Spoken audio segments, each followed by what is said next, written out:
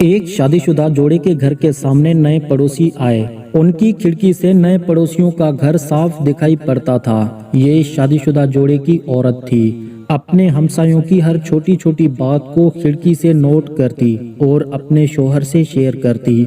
ایک دن جب وہ ناشتہ کر رہے تھے تو بیوی نے کھڑکی میں سے دیکھا کہ سامنے والوں نے کپڑے دھو کر پھیلائے ہوئے ہیں۔ یہ لوگ کتنے خراب اور گندے کپڑے دھوتے ہیں۔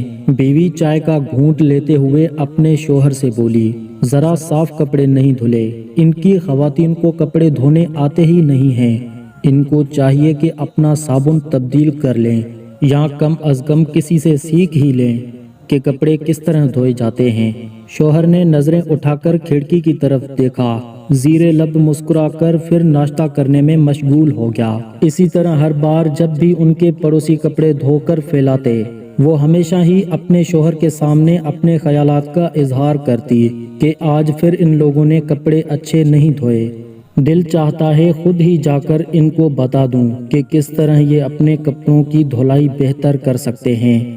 الغرض ان کے پڑوسیوں کا گھر اور ان کے کپڑوں کی دھلائی ہمیشہ ہی اس عورت کی تنقید کا نشانہ بنے رہتی۔ ایک صبح جب یہ عورت ناشتے کی میز پر بیٹھی تو پڑوسیوں کے صاف ستھرے کپڑے دھولے ہوئے دیکھ کر حیران رہ گئی اور اپنے شوہر سے بولی، دیکھا بالآخر انہوں نے سیکھ ہی لیا کہ کپڑے کیسے دھوئے جاتے ہیں۔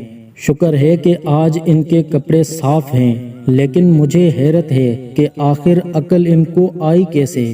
پھر شوہر کو مخاطب کرتے ہوئے بولی، شاید انہوں نے کپڑے دھونے کا طریقہ تبدیل کر لیا ہے یا پھر اپنا صابن بدل دیا ہے۔ اور چپ ہوتے ہی اپنے شوہر کی طرف جواب طلب نظروں سے دیکھنے لگی۔ شوہر جو ناشتہ کرنے میں مصروف تھا، بیوی کی باتیں سن کر مسکراتے ہوئے کھڑکی کی طرف اشارہ کرتے ہوئے بولا، بیگم آج میں صبح جلدی اٹھ گیا تھا اور میں نے اس گرد سے بھری ہوئی کھڑکی کو اچھی طرح صاف کر دیا تھا جہاں سے تم سامنے والوں کو دیکھتی تھی۔ بالکل ایسا ہی ہماری روزمرہ زندگی میں بھی ہوتا ہے۔ ہماری اپنی کھڑکی صاف نہیں ہوتی اور ہم دوسروں کو مورد الزام ٹھہرا رہے ہوتے ہیں۔ اصل مسئلہ خود ہمارے اندر ہوتا ہے، لیکن ہمارا اس طرف دھیان ہی نہیں جاتا۔